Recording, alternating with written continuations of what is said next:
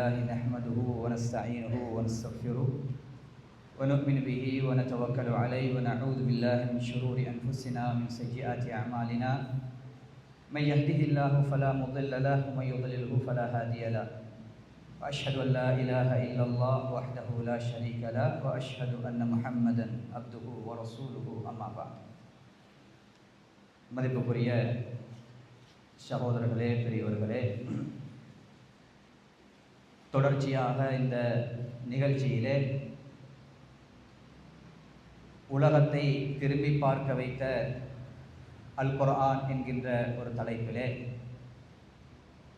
குர்ஆன் எங்களுக்கு சொல்லுகின்ற சில நிதர்சன உண்மைகள், அறிவியல்கள், விஞ்ஞானங்கள் 1400 வருடத்துக்கு முன்னால் பேசப்பட்ட, இப்பொழுது அது உண்மையாகிக் கொண்டிருக்கக்கூடிய சில தரவுகளை பற்றி இன்று உலகம் முழுக்க ஆய்வு செய்து அதை உண்மைப்படுத்தி, இது அல்லாஹ்வுடைய வேதம், இது குர்ஆன், இது மனிதனுடைய வார்த்தை அல்ல என்பதை பலராலும் இன்று நம்பப்படுகின்ற ஒரு வரலாறை நாங்கள் பார்த்து கொண்டிருக்கிறோம்.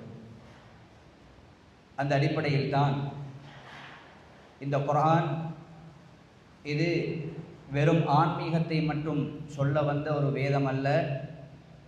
இதிலே அல்லாஹு தஆலா மறுமை நாள் வரைக்கும் நிரந்தரமாக இருக்கக்கூடிய மனிதனுக்கு தேவையான அறிவுகளை, கண்டுபிடிப்புகளுடைய ஆரம்பமாக அல்லாஹ் அல் குர்ஆனுடைய ஆதாரங்களை தான் வைத்திருக்கிறான் என்பதை முஸ்லீம்கள் மட்டும் அல்லாமல் இந்த உலகத்திலே வாழ்கின்ற அந்நியர்கள் கூட, பெரிய அறிஞர்கள் கூட இதை ஆய்வு செய்கின்ற ஒரு நிலை உருவாகி இருக்கிறது. அந்த அடிப்படையில் தான் இதை ஆய்வு செய்தவர்கள், இதை படித்தவர்கள், இதை ஆய்வுக்காக எடுத்துக்கொண்டவர்கள், இதை பற்றி சிந்திக்கக்கூடியவர்கள் அல்லாஹ்வுடைய வேதம் இதை வாசிக்கின்ற பொழுது நிச்சயமாக இதில் மிகப்பெரிய ஒரு ஆற்றலும் பெரிய ஒரு அறிவியலும் இதிலே இருக்கிறது என்பதை காலத்துக்கு காலம் நிரூபித்து கொண்டே இருக்கிறார்கள். அந்த அடிப்படையில் தான் அறிவியல் உண்மைகள் என்ற சில தகவல்களை இந்த இடத்திலே நாங்கள் பேசி வருகிறோம்.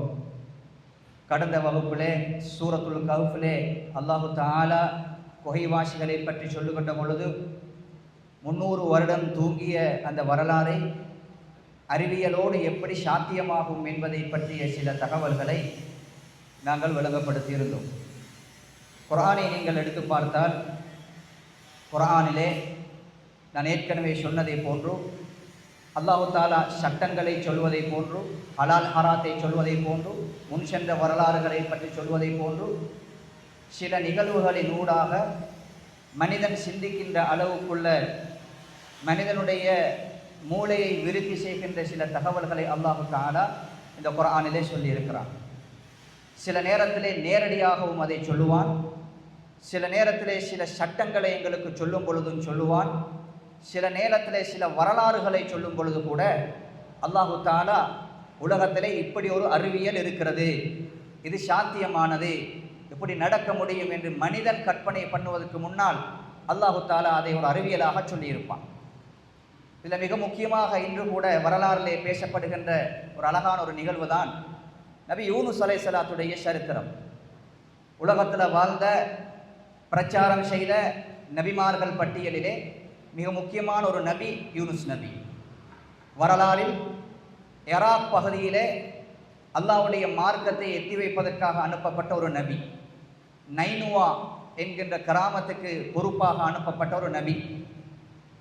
குர்ஆனிலே உங்களுக்கு பார்க்கலாம், சூரத்து யூனுஸ் என்கின்ற ஒரு அத்தியாயமே இருக்கிறது. அதில் பெரும்பான்மையான பகுதி வேறு விடயங்களாக இருந்தாலும் நபி யூனுஸ் அலைஹிஸ்ஸலாம் அவர்கள் வாழ்ந்ததும் அவருக்கு நடந்த சில சம்பவங்களையும் பற்றி குர்ஆன் யூனுஸிலே மிக தெளிவாக சொல்லுகிறது. நபி யூனுஸ் அலைஹிஸ்ஸலாத்தை பொறுத்த வகையிலே அவருடைய பிரச்சாரத்தை யாருமே ஏற்றுக்கொள்ளாத ஒரு துரதிர்ஷ்டவசமான ஒரு நிலைக்கு தள்ளப்பட்ட நபி என்றுதான் சொல்லப்பட வேண்டும். ஏனென்றால் அல்லாஹு தஆலா அந்த நபியை பற்றி சொல்லுகின்ற சரித்திரத்தினூடாக நாங்கள் அதை புரிந்து கொள்ள முடியும். நபி யூனுஸ் அலைஹிஸ்ஸலாம் இராக்கில் நைனுவா என்கின்ற ஒரு இடத்துல பிரச்சாரத்துக்காக அல்லாஹ் அனுப்புகிறான். இது ஒரு வரலாறு. நபி யூனுஸ் அலைஹிஸ்ஸலாம் வந்து அந்த சமுதாயத்தில் பிரச்சாரம் செய்கிறார். யாருமே அந்த நபியை ஏற்றுக்கொள்ளவில்லை. யூனுஸ் அலைஹிஸ்ஸலாத்துக்கு ஒரு கோபம் வருகிறது. நான் சொல்ற செய்தி யாரும் கேட்குறாங்க இல்லை, இந்த கலிமாவை யாரும் மொழிறாங்க இல்லை, இந்த ஏகத்துவத்தை யாரும் புரிகிறாங்க இல்லை. அதனால ஊர் மக்களை எல்லாத்தையும் கூட்டி யூனுஸ் அலைஹிஸ்ஸலாம் அந்த ஊர் மக்களை பார்த்து கடைசியாக ஒரு எச்சரிக்கை விடுக்கிறார். அது என்ன எச்சரிக்கை? உங்களுக்கு 3 நாள் தான் டைம். இன்றையிலிருந்து உங்களுக்கு 3 நாள் தான் உங்களுக்கு டைம். இந்த 3 நாட்களுக்குள்ள நீங்க நான் சொல்ற இந்த மார்க்கத்தை நீங்க ஏற்றுக்கொள்ளாவிட்டால் நீங்கள்லாம் இந்த ஊர்ல அழிஞ்சு நாசமாகுவீர்கள். அல்லாஹ்வுடைய பெரிய தண்டனையோடு உங்களுக்கு வரப்போகிறது. அல்லாஹ் இதற்கு முன்னால் நபிமார்களுடைய கவுங்களை அழிச்ச மாதிரி உங்களை அழிச்சு போட போறான். அதனால 3 நாளைக்குள்ள நீங்க திருந்துங்க என்று சொல்லிட்டு யூனுஸ் அலைஹிஸ்ஸலாம் போய்விடுகிறார். யூனுஸ் அலைஹிஸ்ஸலாம் போய்விடுகிறார் என்றால் குர்ஆன் சொல்லுகிறது கோவிச்சு கொண்டு போனார். யாரோட கோவிச்சார்? ஊர்வாசிகளோட கோவிச்சார். வதன்னூன், குர்ஆன் சொல்லுகிறது வதன்னூன் நபியே அந்த மீனுடைய வயிற்றில் சிக்கினாரே அந்த நபியை பற்றி உங்களுக்கு தெரியுமா? இத்தஹப முகாதிபன், அவர் கோவிச்சு கொண்டு போனார். ஏன் கோவிச்சு கொண்டு போனார்? அவருக்கு பொறுமைக்கல்ல, அவர் பிரச்சாரம் செய்தார்தான். அந்த மக்களுடைய மார்க்கத்தை ஏற்றுக்கொள்ளவில்லை என்பதற்காக அவர் அவசரப்பட்டுட்டார். அல்லாஹ்வுடைய தண்டனை அவசரமாக அவர் கேட்டார். முகாதிபன் ஃபதன்ன அல்லன் நக்திர அலைஹி, அவர் ஊர்வாசிகளோடும் ஊர் மக்களோடும் கோவித்துக் கொண்டு அவர் விலகி போய்விட்டார். அவர் நினைத்தார், அல்லாஹ் சொல்றான், அவர் நினைத்தார் அல்லன் நக்திர அலை, அவரை எங்களால் பிடிக்க முடியாது என்று எண்ணுகிற மாதிரி, நாங்க அவர் மீது சக்தி பெற மாட்டோம் என்கிற மாதிரி அவர் நினைத்து கொண்டார். யூனுஸ் அலைஹிஸ்ஸலாம் அந்த நைனுவா என்கின்ற ஊரை விட்டு போறாங்க. 3 நாள் ஆகுது. ஊர் அழிபடல, ஊர்ல தண்டனை வரல, நபி சொன்னமா எச்சரிக்கை நடக்கல. ஏன் நடக்கல? அந்த 3வது நாள் ஆகும் பொழுது வானத்துல இருள், மேகங்கள் எல்லாம் ஒன்று சேர்ந்தது, ஒரு கார் இருள். ஊர் மக்கள் நினைச்சிட்டாங்க யூனுஸ் சொன்னது நடக்க போகுது, யூனுஸ் தண்டனையை சொன்னார், அதுதான் இன நடக்க போகுது. அதனால தௌபா செஞ்சு மீண்டுட்டாங்க. அந்த ஊர்வாசிகள் தௌபாவை செஞ்சு, யா அல்லாஹ் அந்த நபியை நாங்கள் ஏற்றுக்கொள்கிறோம், நாங்கள் இதை நம்புகிறோம், எங்களை மன்னிச்சிரு, எங்களை அழிச்சிடாத அப்படி ஏண்டி அந்த மக்கள் ஃபகஷஃப்னா அன்ஹும், அல்லாஹ் சொல்றான், அவங்க எப்போ என்னட்ட தௌபா கேட்டாங்களோ, எப்போ என்னட்ட மீண்டாங்களோ, அப்போ நான் அவர்களுடைய தண்டனையை நான் நீக்கினேன். யூனுஸ் நபி கோவிச்சுட்டு போய்த்தார். ஊர் அழிபடல, ஊர் இருக்கு. யூனுஸ் நபி எங்கே போனார்? ஒரு கப்பல் ஏறிட்டார். இந்த ஊரே வானம், இந்த நாடே வானம், இந்த மக்களே வானம், நான் சொன்னதை இவங்க கேட்கல. அதனால் ஒரு கப்பல் ஏறினா கப்பல் போகுது. யூனுஸ் நபி நினைச்சிட்டாரு நைனுவா என்ற கிராமம் க்ளோஸ், அல்லாஹ் தூக்கி பரட்டிட்டான், அல்லாஹ் அழிச்சிட்டான், என்னமோ நடந்துச்சு. ஆனால் யதார்த்தம் ஊர் அழியல்ல, மக்கள் திருந்திட்டாங்க. யூனுஸ் நபி மட்டும் கொஞ்சம் அவசரப்பட்டுட்டார், கோவிச்சு கொண்டு வைத்தார். அல்லாஹ்வுக்கு அது பிடிக்கல. சுப்ஹானல்லாஹ், ஒரு நபியாக இருந்தாலும் இபாதத்துகள் அல்லாஹ்வுடைய அடியானுடைய விஷயத்தில் தீர்ப்பு சொல்ற விஷயத்துக்கு நபிமார்களுக்கு கூட அல்லாஹ் பவர் கொடுக்கல. அவங்க திருந்துவாங்களா திருந்த மாட்டாங்களா என்பது அல்லாஹ்வுடைய கையிலே உள்ளது. உங்களோட பிரச்சாரம் பல்லிக் மா உன்ஸில இலைக மின் ரப்பிக வ இல்லம் தஃஅல் ஃபமா பல்லக்த ரிசாலத்தா, நபிமார்களுக்கு சொல்லப்பட்டது நீங்க பிரச்சாரம் தான் செய்யணும், நீங்க மார்க்கத்தை எத்தி வைக்கணும். அதெல்லாம் அவங்களுக்கு தண்டனை கொடு, அவங்களுக்கு அப்படி செய் இப்படி செய் என்று அல்லாஹ் இடத்துல பிரார்த்தனை செய்யறதுக்கு அல்லாஹ் எந்த நபிமார்களுக்கும் அனுமதி கொடுக்கல. அதே அனுமதியை யூனுஸ் நபிட்ட அல்லாஹ் ஏற்றுக்கொள்ளவும் இல்லை. அதனால அல்லாஹு தஆலா அந்த பயம் வந்த உடனே அந்த ஊர்வாசிகள் திருந்தினார்கள். கடைசியில குற்றவாளியாக இருந்தவர் இந்த நபி. அவர் கப்பலில் ஏறினார். ஏறிக்கொண்டு போற நேரத்தில் வளமையாக இல்லாத அளவுக்கு கடல் கொந்தளிப்பு, கடுமையான கொந்தளிப்பு, கப்பல் மூழ்க ஆரம்பிக்கிறது. அப்ப அந்த கப்பலை ஓட்டுற ஆட்கள் சொன்னாங்க, வளமையில இல்லாத பிரச்சனை ஒன்று இது, இப்படி ஒரு கொந்தளிப்பு வந்ததே இல்லை. எங்களுடைய கல்ச்சர், நாங்க நம்பின அந்த நம்பிக்கையின் படி இப்படி கடல் கொந்தளிப்பு வந்தா யாரோ ஒரு குத்தவாளி இந்த கப்பல்ல இருக்கிறார், அவரை இந்த கப்பல்ல இருந்து இறக்கணும். இறக்கினாத்தான் கடல் அமைதியாக எங்களுக்கு போறதுக்கு வழிவிடும். இது நாங்க எங்கட கல்ச்சர் தான், நாங்க நம்பின நம்பிக்கை. ஒவ்வொரு காலத்துல ஒவ்வொரு நம்பிக்கை இருக்கிற மாதிரி. அப்ப கப்பல்ல யாரை இறக்குறது? யாரு பாவி, யாரு குற்றவாளி? யாரு சொல்ற நான் குற்றவாளின்னு யாரும் சொல்ல மாட்டான். நடுக்கடல்ல இறக்கணும். அந்த நேரத்துல சீட்டு போட்டு பார்த்தாங்க. போட்டா யூனுஸுடைய பேர் வருது. இல்ல அவர் ஒரு நல்ல மனுஷர், அவர் ஏலா ரெண்டாவது தைனம் போட்டு சான்ஸ் பார்ப்போம் என்று ரெண்டாவது தைனம் போடுறாங்க. ரெண்டாவது தைனம் போட்டாலும் யூனுஸ்ட பேர் வருது. திரும்பி ஒருக்கா மூணாவது தடவை போடுறாங்க. மூணாவது தடவையும் யூனுஸுடைய பேர் வருது.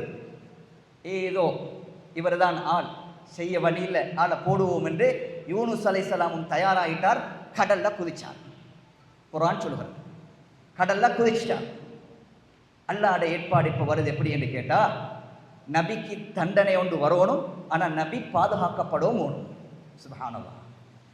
இந்த நேரத்தில் குர்ஆன் இதை சொல்லுது எப்படின்னு கேட்டால், இத்ஹப முகாதிபன் ஃபதன்ன அல்லன் நக்தர அலை. அவர் வார நேரத்தில், அவர் குதிச்ச நேரத்தில் அந்த ஒரு பிரமாண்டமான ஒரு திமிங்கிலம், அல் ஹூத் என்கின்ற ஒரு திமிங்கிலம். ஹூத் என்றது இங்கிலீஷில் நான் நினைக்கிறேன் ப்ளூ வேல், நீல திமிங்கிலம் என்று சொல்லப்படக்கூடிய அந்த வர்க்கத்தை சேர்ந்த அந்த திமிங்கிலம் தான் யூனுஸ் அலைஹிஸ்ஸலாத்தை வாய்க்குள்ள எடுக்குது. இதுல நடக்கிற அற்புதம் என்னண்டா, அல்லாஹ் இந்த வார்த்தையை யூனுஸ் அலைஹிஸ்ஸலாத்தை விழுங்கின என்ற சம்பவத்தை குர்ஆன்ல அல்லாஹ் சொல்ற நேரத்தில் அல்லாஹ் ஒரு பொழுதும் சொல்லல மீன் யூனுஸை சாப்பிட்டது சொல்லல. மீன் அந்த யூனுஸை வயிற்றுக்குள் விழுங்கியது சொல்லல. அரபு மொழியில சாப்பிட்ற, இந்த வெளிநாட்டுக்கு போன ஆட்களுக்கும் தெரியும், அக்கலை என்றா சாப்பிட்டு, குள்ளண்டா சாப்பிட சொல்றது. அக்கலை என்ற வார்த்தை, அக்கலை அக்கில், அக்கில் என்று சொல்ற வார்த்தை வந்து அலிஃப் காஃப் லாம், சாப்பிட்டதுக்கு சொல்றது. மீன் யூனுஸை சாப்பிட்டது என்ற வார்த்தை வரல. இன்னொரு வார்த்தை ஒன்று இருக்குது, பல அல்லது இப்தல என்று சொல்லுவாங்க, விழுங்கியது. நாங்கள் விழுங்குறன்னு சொன்னால் சாப்பிட்டதை விட வித்தியாசம். நாங்கள் டெப்லெட்டை தொண்டைக்குள்ளே தான் வைப்போம், அதுதான் பல, தொண்டை உள்ளுக்கு வைக்கிறது. இன்னொரு வார்த்தை இருக்குது, லக்கம அல்லது இல் தக்கம என்று சொல்லுவாங்க. இந்த மூணு வார்த்தையில் ஒரு வார்த்தை, அதாவது உணவை வாயில போட்டு வச்சு கொண்டிருக்கக்கூடிய அந்த நிலைக்குத்தான் பேர் இல் தக்கம. சப்பவும் மாட்டார், விழுங்கவும் மாட்டார்.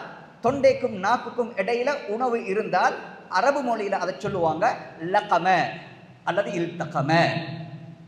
அல்லாஹ் குர்ஆன்ல கொண்டு வர வசனம் ஃபல்தகமஹுல் ஹூத் வஹுவ முலீம்.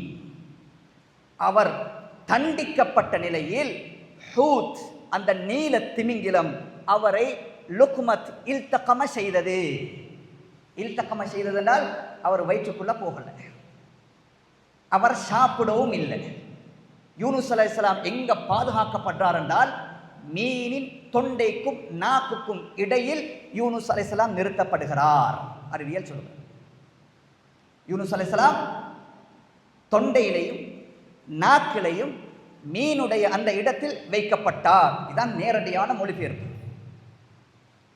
அறிவியல் ஆய்வாளர்கள் ஆய்வு செய்கிறார்கள், இந்த நீல திமிங்கிலனை அல்லாஹ் ஏன் தெரிவு செய்தான்? யூனுஸ் அலைஹிஸ்ஸலாம் அவர்களை விழுங்குறதுக்கு நீல திமிங்கிலனை அல்லாஹ் ஏன் சாட்டினான் என்றா, அதுக்கு பல் இல்லை. அது எந்த ஒரு உயிரினத்தையும் கடிச்சு பல்லால சப்பி சாப்பிடாது. அது என்ன செய்யும் என்றா, சில நேரம் வீடியோஸ்களை பார்த்திருக்கலாம், அது வாயை பிளக்கும், சின்ன சின்ன மீன்கள் வரும், அப்படியே அது வாயை மூடும். சப்புறத்துக்குரிய பல்லு நீல திமிங்கிலனுக்கு எல்லாம் படைக்கல. அது ஒரு எம்ஃபிபியன், அது பாலூட்டி. அதனுடைய எடையை பொறுத்த வகையில் 180 டன்னுக்கு மேலால் ஒரு பாறை, உலகத்தில் ஆகப்பெரிய திமிங்கிலம் தான், உயிரினம் தான்.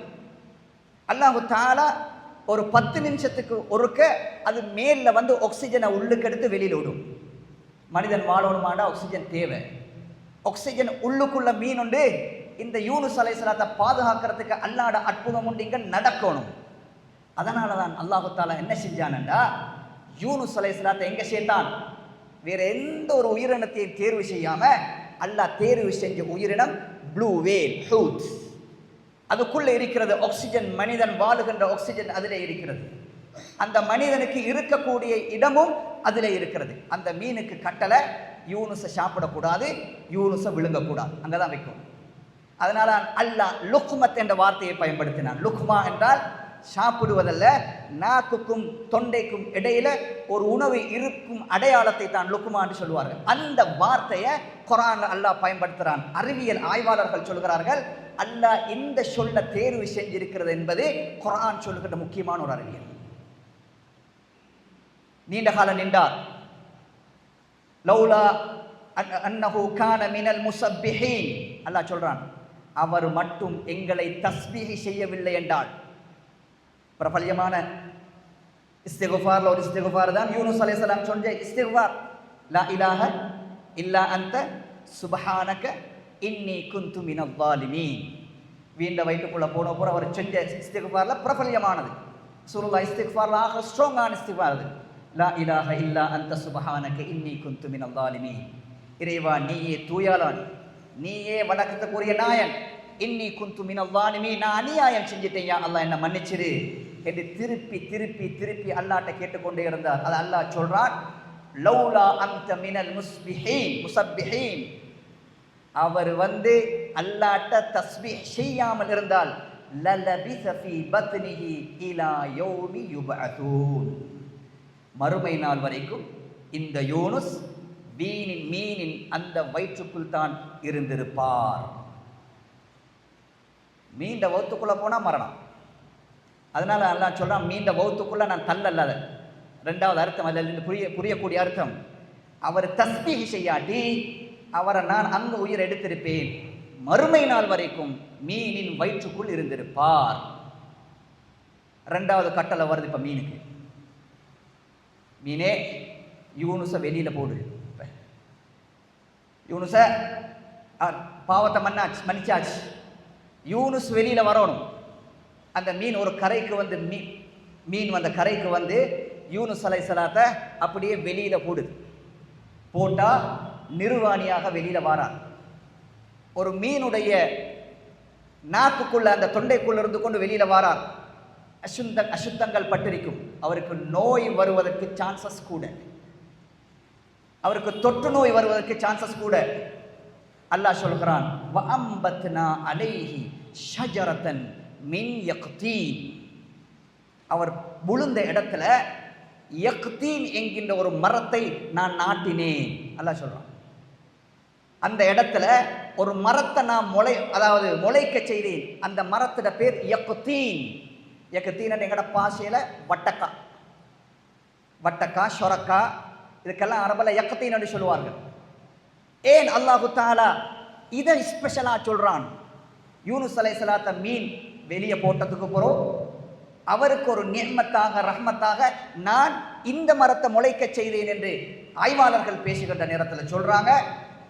அந்த மரத்துக்கிட்ட மட்டும்தான் புட்பூச்சிகள், நெலும்புகள் ஒன்றுமே வராத பாதுகாக்கின்ற இலைகளை கொண்ட ஒரு விதமான ஒரு சக்தியை கொண்ட மரம் தான் அந்த மரம்.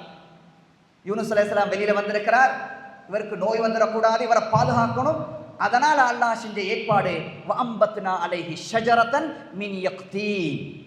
இதை ஆய்வு செய்யறாங்க. யக்தீன ஷொரக்கா மாதிரி பெரிய இலைகளை கொண்ட அந்த மரத்தை ஆய்வு செஞ்சா அதுக்குள்ள தந்திருக்கக்கூடிய அல்லாஹ் அதுக்கு வச்சிருக்கக்கூடிய ஒரு பவர் என்னண்டா, அதுக்கிட்ட புட்பூச்சிகள் வராதாம். புட்பூச்சிகள் வராம இவரை பாதுகாக்கணும், இவர் சமையோடும். அதனால அந்த இடத்துல அல்லாஹ் அவரை வளர்த்தெடுத்தான். அன்பார்ந்த இஸ்லாமிய உறவுகளே, இப்படி நீங்க வரலாறு எடுத்தாலும் அறிவியல் எடுத்தாலும் நேரடியான வசனங்கள் எடுத்தாலும் அல்லாஹ்வுடைய துல்லியமான அற்புதமான அறிவியலை பேசுகின்ற ஒரு வேதம், யாருக்கும் மறுக்க முடியாத ஒரு வேதம், யாருக்கும் மறுக்க முடியாத ஒரு அறிவியல் தான் இன்றைக்கு குர்ஆன் எங்களோட பேசிக்கொண்டிருக்கிறது. இன்றைக்கு உலகத்தில் ஆக கூடுதலாக கருத்து முரண்பாடு பேசக்கூடிய ஒரு முக்கியமான செய்திகள் ஒன்றுதான். அல்லாஹ் சொல்றான், வஃபி அன்ஃபுசிக்கும் அஃபலா துப்சிரூன். அங்கிங்க பார்க்க வேணாம், எங்க பாருங்க, உங்களோட உடம்பை பாருங்க. உங்கள் உயிருக்குள் உங்கள் உடம்புக்குள் நான் வச்சிருக்கிறேன் சில ஆற்றல், ஆயாத்துகள், அற்புதங்கள். அதை சிந்தினி, அதை யோசிச்சுப்பார். இன்றைக்கு மரணம், மவுத், மரணம் என்பதே மரணம் என்றால் என்ன? இன்றைக்கு உலகம் வைத்தியம் என்ன சொல்லுகிறது? திப்பு என்ன சொல்லுகிறது, மெடிக்கல் என்ன சொல்லுகிறது? ஒருவன் மரணிக்கிறான் என்றால் என்ன, அதனுடைய சாராம்சம், டெஃபினிஷன் என்ன, வரைவிலக்கணம் என்ன? சில பேர் சொல்றாங்க ஹார்ட்ல நின்றுட்டா ஆல் க்ளோஸ். ஹார்ட்டுடைய செயற்பாடு, இருதய செயற்பாடு நின்றால் அர்த்தம் மனுஷன் மரணிச்சிட்டான். அது ஒரு கருத்து. இன்னொரு கருத்து, மனிதன் மூச்செடுக்கிறது, சுவாசம் இயலாமல் போனா மனுஷனுக்கு மரணம். இப்படி எல்லாம் உலகத்துல கருத்து பேசி பேசி பேசி கொண்டிருக்கிறான். ஆனா குர்ஆன் மரணத்தை பத்தி சொல்லுகிறது. மரணத்தை பத்தி சொல்ற நேரத்துல நாங்க செய்கின்ற வளமையான ஒரு செயற்பாட்டை ஒரு உதாரணமாக சொல்லுகிறது. நாங்கெல்லாம் தூங்குறோம். தூங்கினா தூக்கம் என்பது ஒரு மரணம். குர்ஆன் சொல்லுகிறது தூக்கம் என்பது தற்காலிகமான ஒரு மரணம். இன்றைக்கு உலக அறிவியல்ல கண்டுபிடிக்கக்கூடிய மரணத்துக்கு சொல்லப்படுகின்ற டெஃபினிஷன்ல மிக முக்கியமானது 1950க்கு பிறகு அறிஞர்களால் சொல்லப்பட்ட கருத்துக்கள்ல இப்பொழுதும் ஏற்றுக்கொள்ளப்பட்ட கருத்து என்னவென்றால், மனிதனுடைய மூளையின் தண்டு சாவுவதுதான் மரணத்தின் அடையாளம். நாங்கள் டாக்டர்கிட்ட போனால் கொண்டோ பல்ஸை பார்ப்பாரு, ஹார்ட்டை பார்ப்பாரு, கொஞ்சம் ஏதாவது ப்ராப்ளமாக இருந்தால் ஆளு கொஞ்சம் சீரியஸ் கொண்டு போங்கண்டுவாங்க, மரணம் கிட்ட எண்டுவாங்க, அல்லது ஆள் கொஞ்சம் பிரச்சனை எண்டுவாங்க. ஆனால் இன்றைக்கு சிபிஆர் சிஸ்டம் வந்திருக்கிறது. அதாவது ஹார்ட் நின்றா அந்த சிபிஆர் சிஸ்டத்தில், அதாவது நின்று போன ஹார்ட்டை திருப்ப உயிர்ப்பிப்பதற்கான சில முதலுதவிகள் டாக்டர்ஸ்மார் சொல்றாங்க. அதை செஞ்சா 38 நிமிஷத்துக்குள்ள நின்ற அந்த ஹார்ட்டை திருப்பவும் வேலை செய்யலாம். ஹார்ட் சாவுவதுதான் மரணம் என்றா போன உயிரை எடுக்கிற மாதிரி அர்த்தம். அப்ப அந்த டெஃபினிஷன் கீழே. இன்றைக்கு ஹார்ட்டை மெஷின்ல வேலை செய்ய வைக்கிறாங்க. ஹார்ட்டை மெஷின்ல வேலை செய்ய வைக்கிறாங்க. அப்ப ஹார்ட் நின்று போறது ஒரு காலமும் மரணமாக ஆகாது. அறிவியல் பிழை. ஆரம்பத்தில் சொன்ன கருத்து பிழை. அண்மையில சொல்லுது அது வல்ல காரணம் மனிதனுடைய மூளையின் தண்டு சாகுவதுதான் மரணம். அது மனிதன் மூளை தண்டு சாகிறது. உலகத்துல மனிதனுடைய உணர்வுகள் செத்து போனால் மனுஷனுக்கு மரணம் வரும். மனிதனுடைய உணர்வை கட்டுப்படுத்துவதுதான் மூளையின் தண்டுடைய வேலை. மூளை தண்டு தற்காலிகமாக எப்ப நிறுத்தப்படும் என்றால் மனுஷன் தூங்குற நேரத்தில் தற்காலிகமாக நிறுத்தும். மனுஷன் தூங்கினா நாங்கள் எங்களோட பாஷையில சொல்லுவோம், தூக்கம் என்பது அறமௌத்து. உண்மைதான் அது. தூக்கம் என்பது அறமௌத்.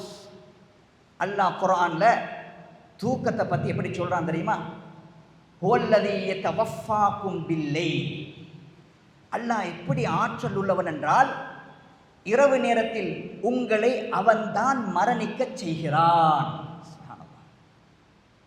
வயஅலமு மா ஜரஹ்தும் பின்னஹார். காலையில வேலை செய்வதற்காக அவன்தான் உங்களுக்கு அதை தருகிறான் தூங்குற நேரத்தில். அதாவது தூக்கம் என்பது இன்னொரு மரணம்.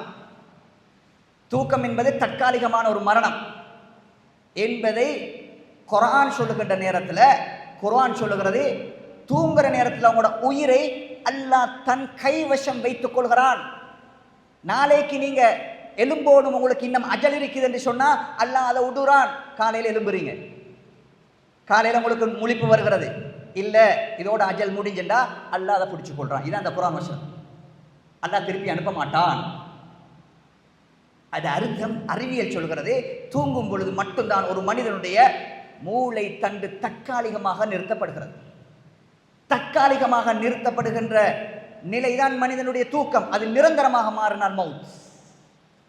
எனவே உலகத்துல மவுத் என்பது ஹார்ட் நிற்கிறதோ மூச்சு நிற்கிறதோ அல்ல, மனிதனுடைய மூளை தண்டு டோட்டலாக செயல்படாமல் நிற்கிறது தான் மரணம் என்பதை குர்ஆன்ல அல்லாஹ், நீங்க தூங்குற மாதிரி தான் மரணம் வரும், தூங்குறது தற்காலிகம், மரணம் என்பது நிரந்தரம் என்ற அறிவியலே 1400 வருஷத்துக்கு முன்னால் அல்லாஹ் சொல்லிட்டான். அதனால தான் நாங்க தூங்க போற நேரத்துல ரசூலுல்லாஹ் என்ன துஆ ஓத சொன்னாங்க? என்ன துஆ ஓதும்? தூங்க போற நேரத்தில் சின்ன துஆ ஒன்று இருக்கு, எல்லாருக்கும் தெரியுமே. தூங்க போற நேரத்தில் ஓத வேண்டிய துஆ சின்ன பிள்ளைகளுக்கும் தெரியும். பாடசாலைகளில் பள்ளிக்கூடத்தில் முதலாவதாக சொல்லி கொடுக்குற துவாவும் அதாய்க்கு, அல்லாஹும்ம பிஸ்மிக அமூது வ அஹ்யா. இதானே சின்ன துவா. அது அர்த்தம் என்ன? அல்லாஹும்ம இறைவா, பிஸ்மிக உன் பெயரை கொண்டு அமூது நான் மரணிக்க போகிறேன். சுப்ஹானல்லாஹ். அல்லாஹும்ம பிஸ்மிக அமூது உன்னுடைய பெயரை கொண்டு நான் மரணிக்க போகிறேன். வ அஹ்யா உன்னுடைய பெயரை கொண்டுதான் திரும்ப எழும்ப போகிறேன். என்ன மரணம்? தூக்கம் என்பது மரணம், விஞ்ஞானம். தற்காலிக மரணம், மூளை தண்டு டிஸ்கனெக்ட் ஆக போகுது, அது நிரந்தரமாக டிஸ்கனெக்ட் ஆகினா அதுதான் மவுத். ஹார்ட் நிற்கிறதல்ல, மூச்சு நிற்கிறதும் அல்ல. அதனால தான் ரசூலுல்லாஹ் சொன்னாங்க, நீங்கள் தூங்குற நேரத்தில் ஓதக்கூடிய துவாக்களை பாருங்க பார்க்கணும். அவ்வளவு துவாவும் மரணத்தையும் மறுமையையும் திருப்பி எழும்புவோமா என்று கேள்வி கேட்கின்ற துவாவா தான் அவ்வளவு துவாவும். எந்த துவாவை எடுத்தான்? அல்லாஹும்ம கினி அதாபக யௌம தப்அஸு இபாதக. நபியே, துவாவுடைய அர்த்தம் ரெண்டாவது துவா, அல்லாஹும்ம கினி, யா அல்லாஹ் என்ன பாதுகாத்துரு, அதாபக உன்னுடைய தண்டனை வேதனையிலிருந்து என்ன பாதுகாத்துரு, யௌம தப்அஸு இபாதக நாளை மறுமையில என்ன நீ எழுப்பாட்டுகின்ற நாளில். இப்ப மரணம் வந்தா மறுக எழும்ப போறோம், மறுமைதான். அந்த தூக்கத்துல மரணம் வந்தா தூக்கத்திலிருந்து மறுக நாங்க அப்ப அல்லாஹ் எப்ப வெளிப்பாட்டுவான்? கபூர்ல வெளிப்பாட்டுவான். மறுமை இந்த உலகம் அல்ல, வேற ஒரு உலகத்துல வெளிப்பாட்டுவான். அதனால ரசூலுல்லாஹ் சொன்னாங்க, நீங்க படிக்கிற நேரத்துல இதே மோதிக்கோங்க. எதை? அல்லாஹும்ம கினி அதாபக, அல்லாஹும்ம கினி அதாபக யௌம தப்அஸு இபாதக.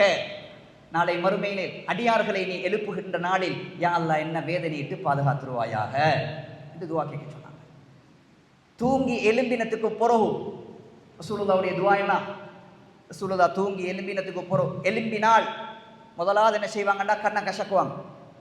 கசக்கிட்டு ஓதுவாங்க ஒரு துவா. யாருக்காவது தெரியுமா? தூங்கி எலும்பினோடனே நாங்கள் ஓத வேண்டியது. இவ்வளவு நிஅமத். மரணிச்சிட்டு வாரோம், மவுத். எலும்புவோமா எங்களுக்கு தெரியும். குர்ஆன் சொல்கிறது, நீ தூக்கம், நீ மரணம், தற்காலிக மரணம். நீ அடுத்த நாளைக்கு எலும்போணும்டா அல்லாஹ்வுடைய உத்தரவு வேணும், அஜல் வேணும். உனக்கு அஜல் ஈக்கன்னா நீ எலும்போணும். எவ்வளவு பெரிய நிஅமத்திலிருந்து அல்லாஹ் தஆலா எங்களுக்கு ஒரு உயிரை தாரான். அப்ப ரசூலுல்லாஹ் என்ன துஆ கேட்க சொன்னாங்க? அல்ஹம்துலில்லாஹ், அல்லாஹ்வுக்கு எல்லா புகழும்.